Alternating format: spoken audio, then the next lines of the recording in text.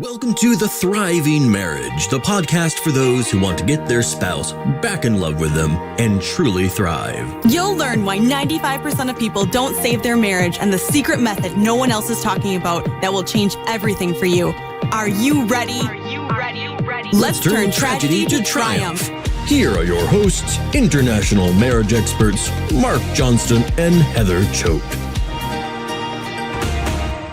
Welcome everyone here to the Thriving Marriage Podcast. I'm Heather Choate here with Marc Johnston. How are you doing, Marc? I'm doing great today. How about yourself? Doing really good. Marc and I were just meeting before the podcast. We were talking about our newer kind of upper level program that we have. And it was super fun to talk about this neurotech that we're experimenting with and being able to help couples that are now beyond just trying to save their marriage. They're committed to each other and they're willing to have an even better relationship and helping couples get to that next level, which is super, super fun. You know, Marc and I, we've been doing this a while, right? We've been doing this since 2016 and we've helped save so many marriages. And now we're super excited about this neurotech and helping couples make a breakthrough when they're both committed to the relationship. So it's super fun. I'm excited. Yeah, I'm excited about it. All right. But today we're talking about when your marriage turns into friendship. So those that are watching live, leave a comment if that sounds like you. If you're listening to the replay, does that sound familiar? You might be stuck at this friends stage, or maybe your marriage has lost its romance for you, for your spouse, maybe for both of you. Maybe you're great friends with your spouse, but maybe not much really beyond that. And have you lost those kind of feelings for your partner, or have they lost those feelings for you, or they say they do? So we want to help you understand what's going on with this friendship mode and how you can step out of the friend zone and have a truly connected, passionate relationship again. So over in the Thriving Marriage, we had asked you guys in a poll, at some point in your marriage, have you ever felt as though your spouse and you are more like friends rather than husband and wife? And 60 of you voted. The top result was yes, all the time. You always feel like you're in the friends zone. 26 of you said at some point, but we were able to reconnect. 17 of you said at some point yes, but then it broke. 15 of you said more like roommates, and only 4 of you said you've never actually experienced that. So seems like a lot of you and a lot of us are experiencing the friend zone at some level. But before we go into how to get out of the friend zone, we're going to share our client win of the week. This one comes from permission from Christy. Marc, you want to share that? Yeah, so Christy writes here, for anyone on the fence about joining High Thrive, I hope my post will make you want to change your life. My husband left me 3 months ago and I did everything I shouldn't do. She says that she begged, pleaded, resented him for doing this. There was zero communication. And after almost 2 months with High Thrive and following all the advice and listening outside of myself, they gave me the tools that I needed to make this work. She goes on and says, my husband and I are now slowly working on reconciliation and things are going amazing. I did the work and they made me understand how my husband might be feeling, but I couldn't have gotten here without the advice, support, and strength of every single one of the coaches. Good luck to all of you and wish you a Merry Christmas and Happy Holidays. I love that. So back in October, we were talking to some of you guys. We did a kind of a goofy masterclass, which was really fun to me, but it was 5 spooky mistakes that you don't want to make so that you can save your marriage by Christmas. And we had some of you guys join at that time, you know, just back in early October around Halloween. And now you're seeing the results of that when you start to do the right things, even if your spouse, like Christy's here, had zero communication, didn't want to work on things 3 months ago. And now they're at the point that they are working on reconciliation. And she says in her own words, I spoke with Christy recently. I think they had started going out and we're actually calling them dates. So they're going out on dates. And, you know, I think she mentioned there in her post, like that, you know, like they're working towards it. I don't want to imply like, hey, everything works out after like 2 or 3 months. Like, you know, just to let everyone know, they're still trying to take things slow and trying to figure things out. But that's a very different position than not talking and wanting divorce to, hey, let's get out on some dates. Let's work on this. Let's take this slow. It's huge. Um, it's nice to be a part of that. It is. Awesome. All right. So what is this friend zone, Marc? Yes. So I thought, I actually was like, where does this even come from? I was kind of amused by this. So here's the thing, Heather, I don't know if you know this, but the term friend zone, it's not really an official term. It actually came from 90s sitcom Friends. That's where the term originated. It's been picked up by various people, by psychologists and whatnot. And, I think it's a good way to describe it. So I'll admit, I didn't watch much of Friends. My wife did a whole lot. She's tried getting me to watch it on occasion, and I'll humor her even to this day. I mean, we haven't watched it much recently, but I'm familiar enough with it, and I thought it was really amusing. Like, here we have this term that a lot of people use in their relationships, and it's just something that was coined back in the 90s on a sitcom. So essentially what we're trying to describe here is when one person wants a romantic relationship and the other person does not. And that's really what it's all about. Within a marriage, that can be really, really difficult. It can be painful. But I don't know, like, people almost look at this, Heather, like being friends in a marriage is almost like a death sentence, or it's like a bad thing. But I don't know about you. I don't think that's the case. I don't think it's just like being friends is the bad part of it. What do you think? Yeah, I think friendship has a place in the relationship. I think the struggle is like when that's all there is. That's where people are coming from. But I definitely think that when Ben says, I like you, that means even more than I love you. I think we've talked about that before, Marc. Oh, yeah. Like, it's the same thing with me and Jen. Like, that feels a lot better, oddly enough. Right. Yeah, because we know that we're always going to be there and we're going to be committed to the relationship and that we ultimately love each other. But sometimes we don't like each other. Sometimes we don't really feel like friends. Sometimes we're more frenemies, right? And so to have that friendship of like, I actually like being around you. I like hanging out with you. I want to spend time with you in a really friendly place, a place that like Ben and I are both really athletic and competitive. And so it's fun to be able to go on the basketball court and have a friendly game of basketball. It's not romantic. It's not passionate. It's friends. We're friends. We're hanging out together, doing something that we enjoy, or a board game or something like that. So I think, and a lot of experts agree that the stronger your friendship is in the marriage, the better. So that's a really good foundational piece of, I actually like being around you. I like you as a person. We are friends. And not only are we friends, though, we're also lovers. And that takes it to the different level, right? But you also have that element. So just because you have a level of friendship in your marriage, in and of itself, that's not bad. That's actually a good thing. Yeah, I think the big piece here when people are talking about this friend zone or only being friends is it's a big worry. It's like this fear of being in this inescapable place within the relationship where we're now in this zone. And, well, my wife might think that I'm this nice guy, but there's just very little interest romantically. And that's like, I think that's where this is. It's not like friendship is bad. Completely the opposite. I think, when we're talking about this, I think it is very much related to the dreaded phrase, I love you, but I'm not in love with you. And I think that these sort of things like this friend zone and this other statement are very, very similar things. Mm-hmm. So like we're talking about here, I don't think this is simply about being friend zoned. There's a lot more going on usually than the I love you, but I'm not in love with you. We're really great friends, or maybe even worse, we've drifted apart, or I would consider this worse, I just don't feel that way about you anymore. It's a lot more nuanced and complicated.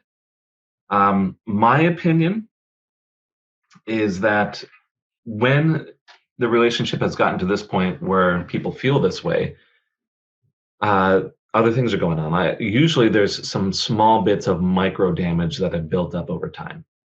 That's tends to be what I see, Heather. I don't know about you, but like it doesn't usually result from like these big disastrous events.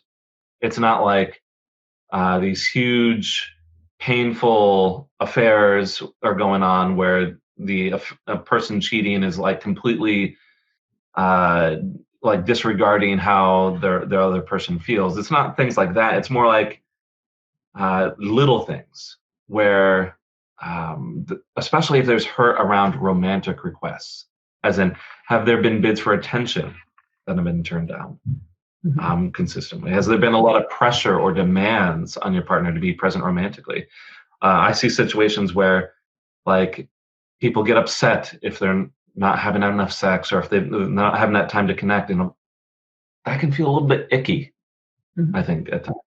Or maybe your partner has felt less important, or as though they aren't a priority, or maybe there's frequent unmet expectations, or there's too much control or rigidity. There's a lot of things that can contribute to this, but my perception is that it's lots of little things over time that build up to the point where they're like, engaging romantically just isn't rewarding anymore. That's what I see. I don't know. What do you think, Heather? I'm just adjusting that a little bit. Like, and so if you're listening to this, like check in. If you need to go back and listen to what Marc just pointed out, like those different scenarios there about these little micro damages over the years where it's just not rewarding to be romantic anymore. It's lost its appeal for whatever reason for you or for your spouse. That's where we really come into the path process, right? Of gaining perspective into what's going on for your spouse, right? And what is it that has caused them to feel this way, that it's no longer rewarding to have romantic feelings here. It's no longer rewarding.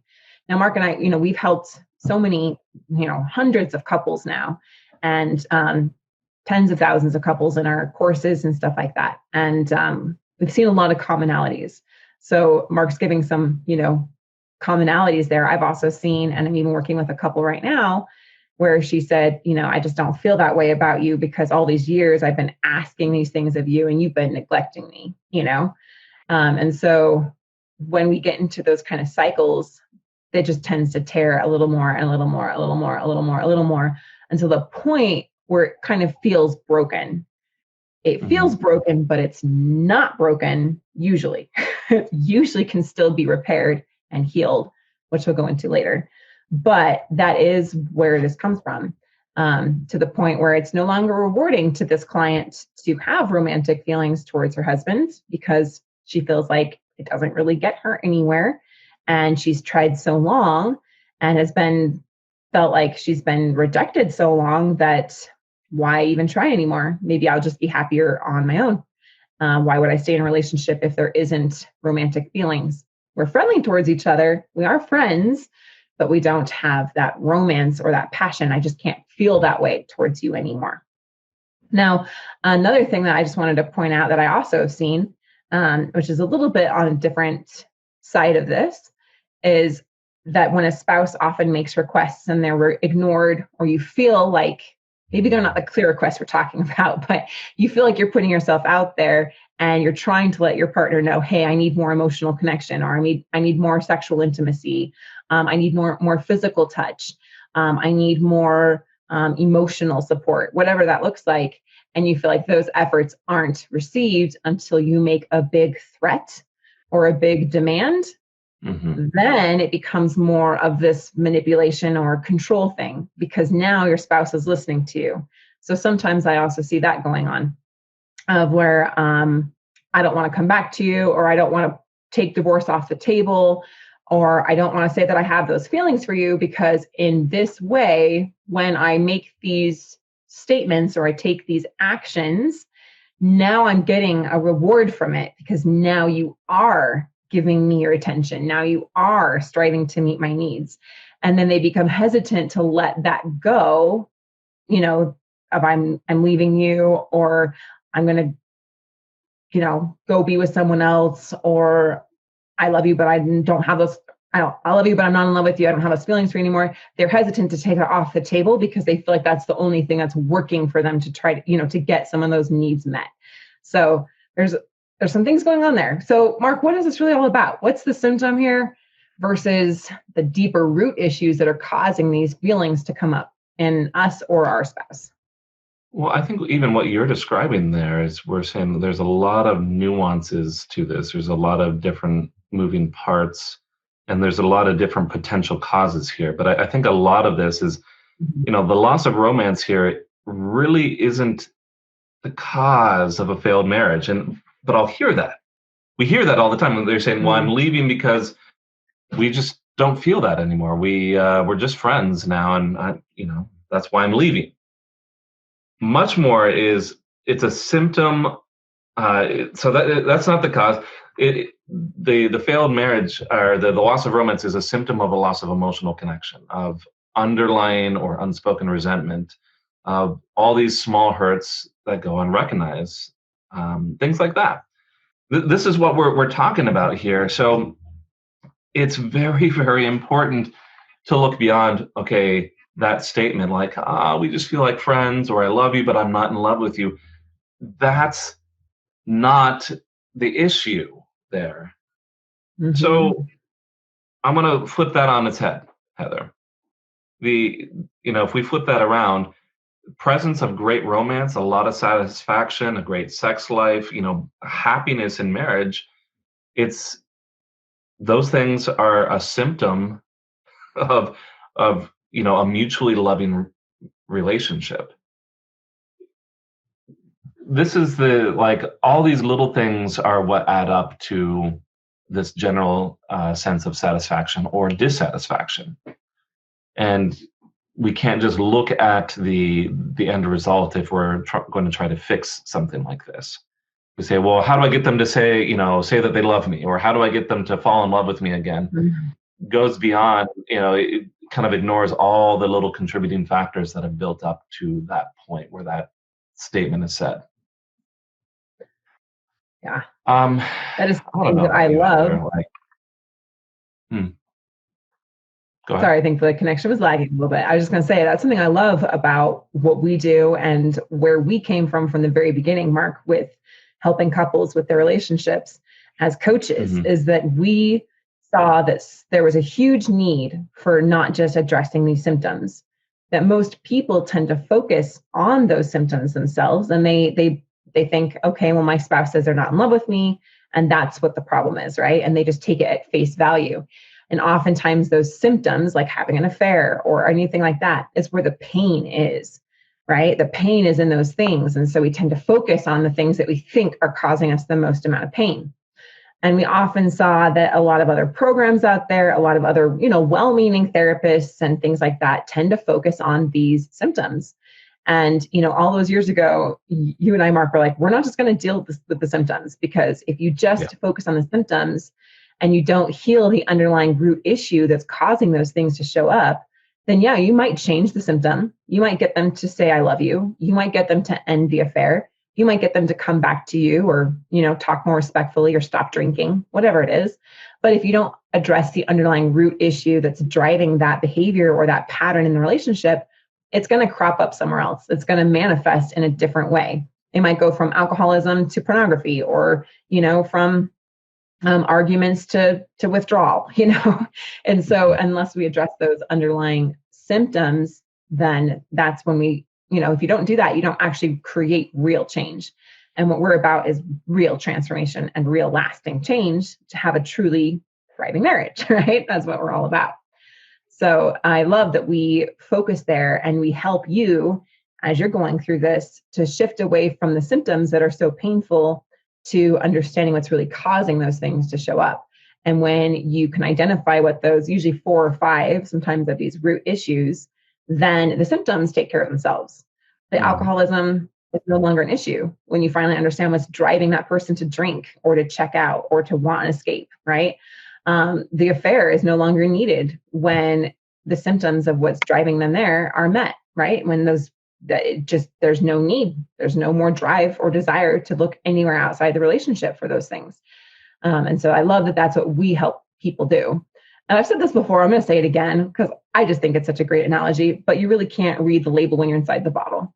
And we're all inside the bottle of our own relationship. And so sometimes we don't see all those little contributing factors, all those little micro hurts, all those damages that and unhealthy behaviors that we've had, limiting beliefs that are going on inside of us and inside of our marriage and inside of our spouse, to know what's really going on. And that's why you need an expert that knows how to read the label on the bottle. And we can say, okay, here's some symptoms. Let's figure out as a scientist here or as an expert and diagnose exactly what's going on so we can prescribe the right treatment for you. Because it's going to be very specific to you and your spouse and your relationship. So it's not a cookie cutter approach by any means. Heather, I'm wondering, I'd like to make this a little bit more real with some examples of how this works out. I'm thinking of certain points within my own relationship where, maybe not to the extreme where I'm saying, I don't, I love my wife, Jen, but I'm not in love with her. But I can think of those moments where I didn't really feel romantically towards her or vice versa. I'd like to maybe kind of, like I said, I want to make this real between Jen and I, just to be very transparent, one of the things that tends to create a little bit more tension is feedback within the relationship, as an example. And so sometimes there are things that I want to bring to Jen, say, hey, look, I'd like this to be a little bit different. Can we improve on this a little bit? And for a long time, I felt like when I would go to Jen with that, the feedback would be turned around and things would be my fault. And certainly there are complaints that Jen would have, but the result would be that I didn't feel like, my concerns were heard or addressed. And sometimes what would happen this would result in me kind of disconnecting. I wouldn't want to engage it as much with Jen. Over the years, we've learned to kind of get around this and deal with it. But this is what's going on. It wasn't necessarily we just would lose connection. There were specific little pain points that caused this. And when we got down to the root, we were like, okay, I want to feel heard, or Jen, Jen wants to feel appreciated. She wants to feel like her efforts are being acknowledged. When we got down to that and we kind of shifted language a bit, all that tension kind of melted away and it became much easier to connect. For me and Jen, having a great romantic relationship meant being able to be very open with each other, meant being able to be very vulnerable with each other and learning to support each other.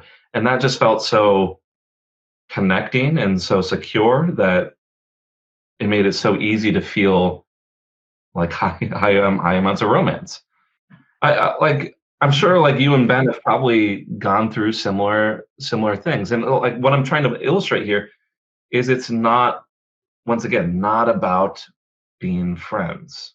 So are there some real examples here that you can think of?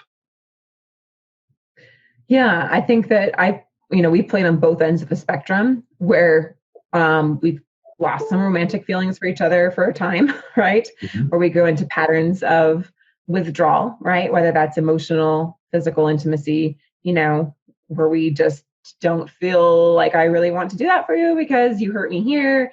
And so I'm going to withdraw from you here. And then they feel that rejection and they go and withdraw. And then we feel more rejection and it just continues to spiral. Those are some of those micro hurts that can lead to big tears over time, unless you have a way of healing and resolving those things. I think I've also been on the spectrum where I still love him, but I'm actually not really friendly. So that's not really what we're talking about today. We're talking about more being stuck in the friend zone. But there's a different element as well where you're committed to each other, but you're not really friends. You're just kind of yeah, I still love you, but I'm not really your friend. Mm-hmm. And so, experiencing both ends there. And even the mode of just roommate mode or kind of going through the motions, where we're just kind of co-parenting and just kind of getting through things. But it always starts from some kind of feeling of hurt of feeling like I made a request here, or I was asking for a need to be met, and I feel like you didn't hear me. I didn't feel like you didn't catch me. I feel like you didn't respect me, or what you did really bothered me. And it was that inability to give and receive feedback, pretty similar to what you were describing as well, that then sent us into some pretty unhealthy patterns, right? But what's created the great romantic relationship. Maybe not even like damage sometimes. Maybe it's like, hey, I kind of wanted to connect, and that person was busy, and then they were busy again, and then they were busy again, and things like that. Yeah. I know exactly what you're talking about. Yeah. Yeah.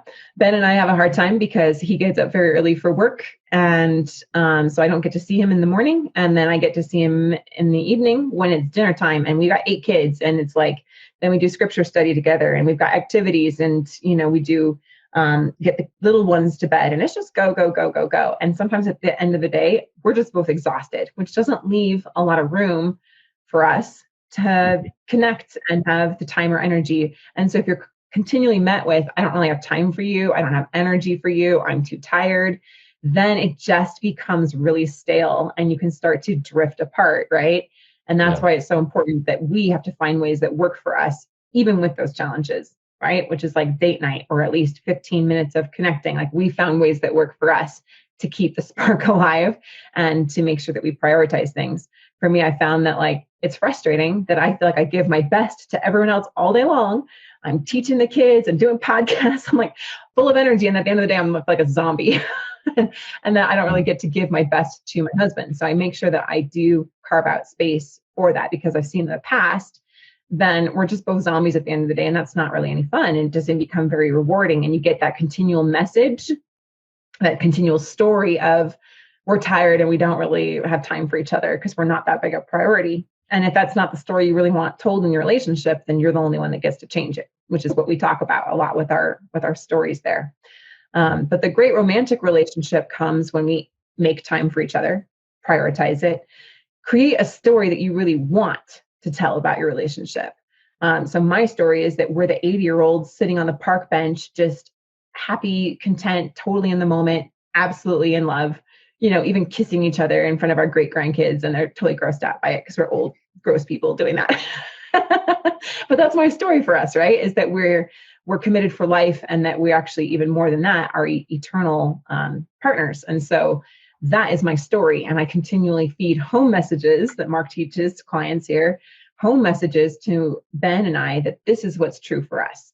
And we recognize that. Another big piece of it is dropping my sword, because I tend to be the fighter, the feisty one, dropping my sword and really understanding him, really trying to get the perspective, going back to path, of where he is really coming from.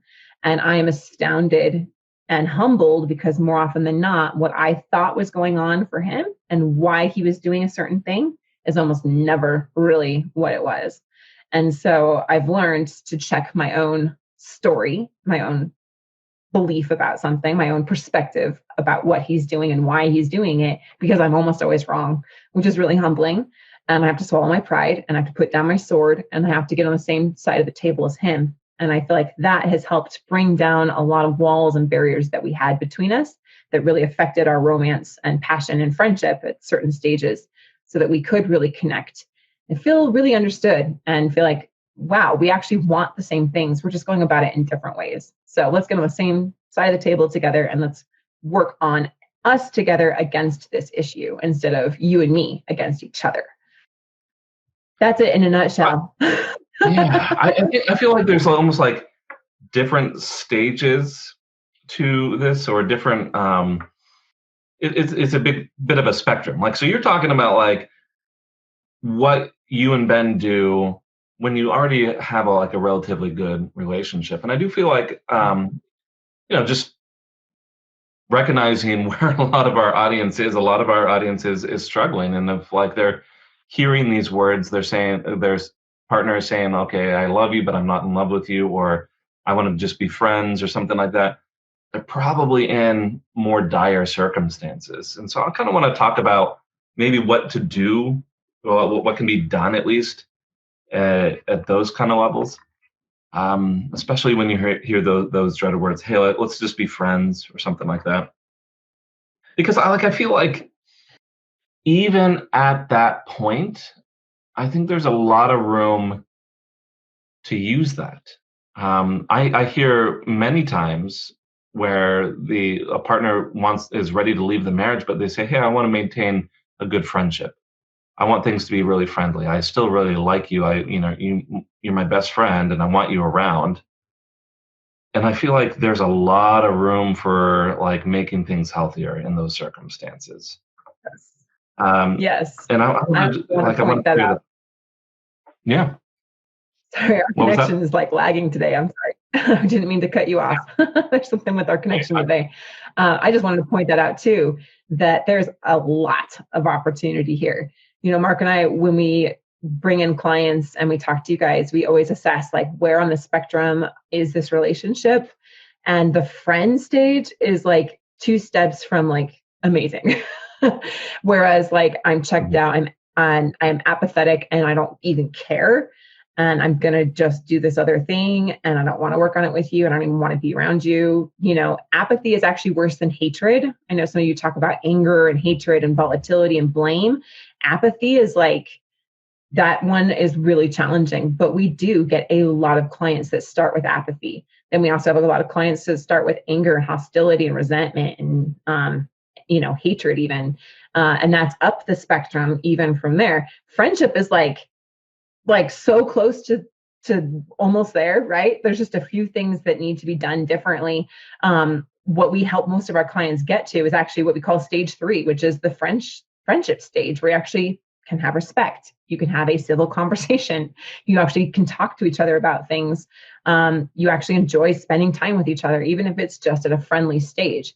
So most people here probably are like, I'm not even at the friend stage, but a lot of you also said that you are dealing with that. So the whole thing I'm trying to get across here with that big long explanation is that there's a lot of hope. Like there's a lot of opportunity there when you're in the friend stage. So use that to your advantage, like Marc's saying. Absolutely. Like, like people are saying, well, they're wanting to be friends, but they're not going to hold my hand. They're not going to give me these intimate hugs. They're not going to kiss me.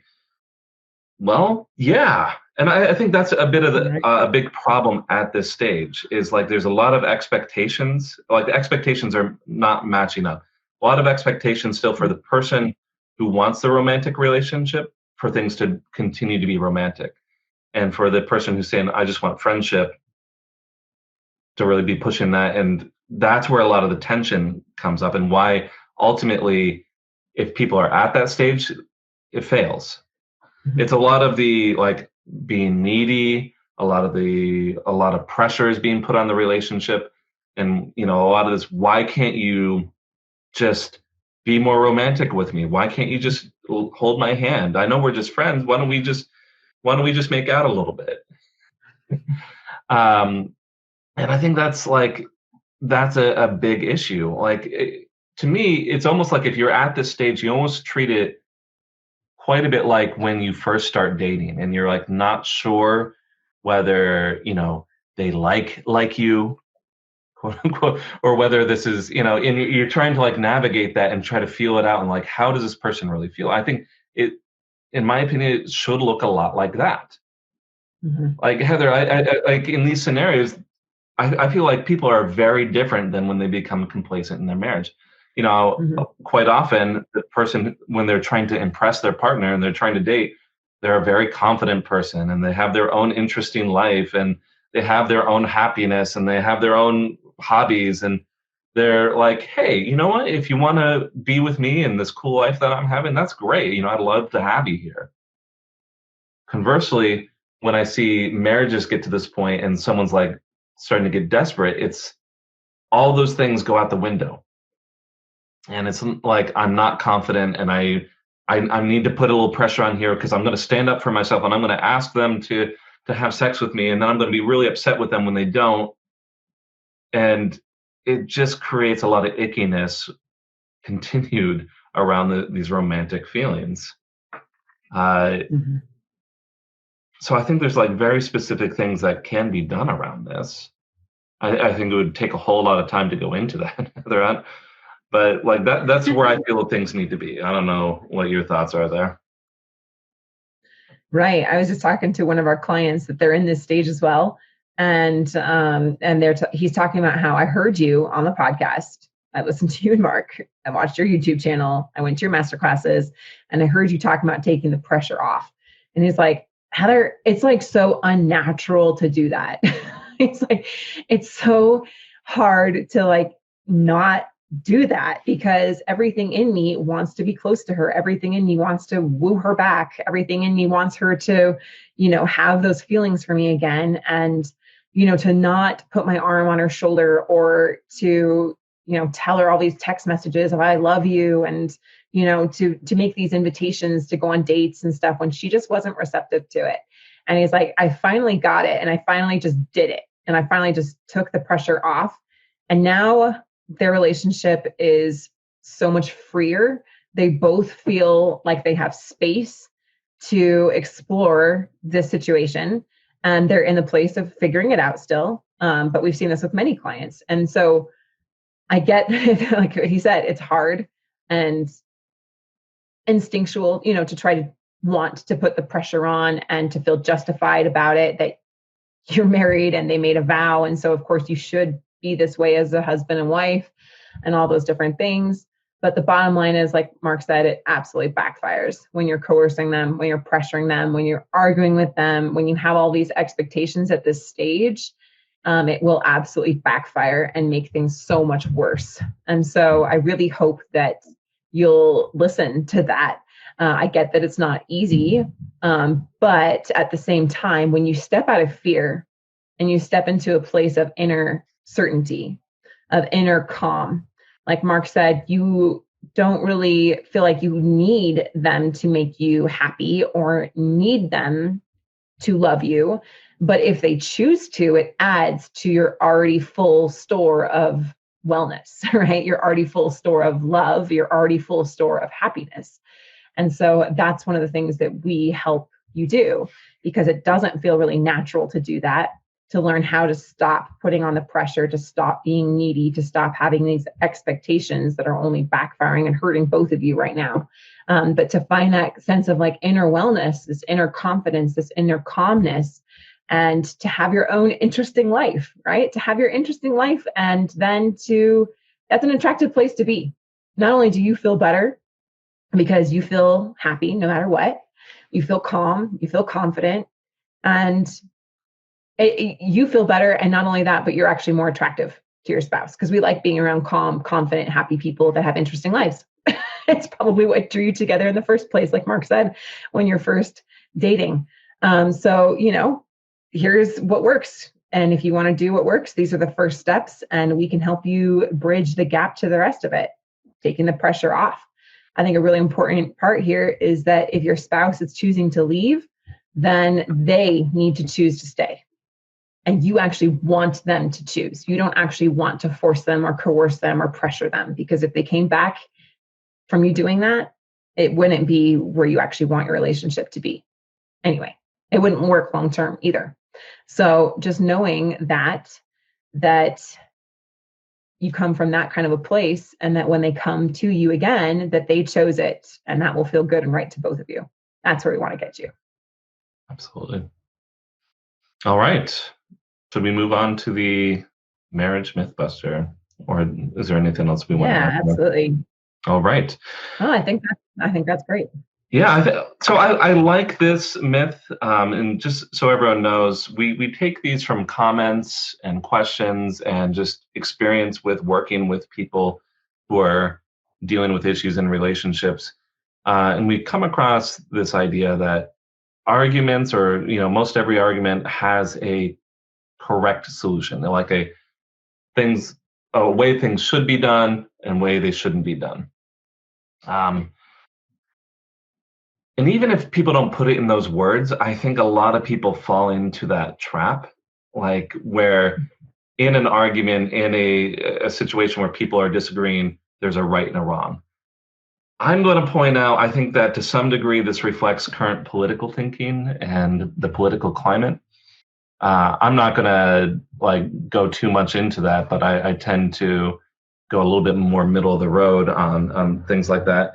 But like we see like in the commentary and in the news, we if you're here in the United States, I think everyone recognizes, oh, there's Fox over there who is going to always vilify the left and prop up the right. And, we have these other news organizations that will do the opposite. They're going to vilify the political right and, prop up the political left. There's a right and a wrong way to do things. Someone is absolutely evil and the other person is absolutely innocent. And the reality here is that many of these situations, whether in politics or we're going to focus on marriage here, in marriage, are really much more nuanced. They're full of emotion, they're full of subjective opinions that people want to prop up as facts. The first step, I would say, in reducing arguments is making this realization that emotions and opinions probably make sense, probably feel right to the person that's feeling them. And when we start looking at that, when we're like, oh, like here's this person making this very bold statement that I completely disagree with, maybe like it's not completely evil. And maybe that at least, recognizing that they actually believe that there's some merit to it goes a long way. They feel like their opinion is completely valid, even if the other person believes their view to be wrong. Let's take an extreme example here within marriage, like an affair. I'm sure that some of you out there, well, actually, all of us would say, a lot of us would say, okay, pretty objectively speaking, affairs are wrong. They don't tend to help things out. But I'm sure some of you run into a situation where the person in the affair has justified their actions in some way. And maybe even believes that they themselves are doing something correct by engaging in the affair. That maybe they are living their life now to its fullest, or maybe they are finally focusing on themselves. Maybe they are finally stepping free and having some freedom. However they're describing it, you can see how someone could view something that generally does a lot of damage as now something good. Now, arguments will absolutely continue until there's some space for understanding on each side. This doesn't mean that you have to cave or even agree. You don't need to go to your partner who's having an affair and be like, you know what? You're right. It was the right decision to engage in an affair. Not what we're saying. It does mean that if you are going to get to a point of, working things out, if you're going to actually get past the arguments and actually get to some productive discussion, then there needs to be more room for understanding and less space for there being something, a correct way to do things. That's what I have today. Love it. Love it. Love it. Love it. Yeah, it is really about that gaining perspective and understanding for the other side, because whether someone thinks something and it's true or it's untrue or it's a mix of both, to them it is true. And there's a reason why they feel this way. And when we can understand why they feel that way, that helps us to have compassion and understanding and see where they're really coming from. It helps to put down the walls instead of black and white, good and evil, right and wrong, that only causes division. This is what actually creates unity, which is what I love. It's why we have our unified marriage program that we're creating for couples wanting to get to the next level in their relationships. All right, awesome. Well, If you found something today and you're saying, yes, I am doing that. Yes, I'm pressuring my spouse. Yes, we're stuck in the friend stage. Yes, I'm focusing on the symptoms that hurt, and I want to get to the root issues so that these things don't continue to come up. Yes, I want to have a breakthrough in my relationship. Then I encourage you to have a free marriage assessment call with us. And you can book that at highthrivecoaching.com/apply. And you can be like our client up here at the beginning, Christy, who shared so encouragingly that if you're on the fence about joining, I hope she says, I hope my post will make you want to change your life. And how her husband was checked out 3 months ago, and where you could be with your spouse in just 3 months from now, 4 months from now, 6 months from now. And if that's where you want to go, if that's the story that you want to tell for your relationship rather than the one that you currently have, that you're stuck, you're in friend zone, that you can't get out of this, that you can't make them love you again, whatever that might be, and you want to have a truly happy and thriving marriage, encourage you to go ahead and book a call with us. All right.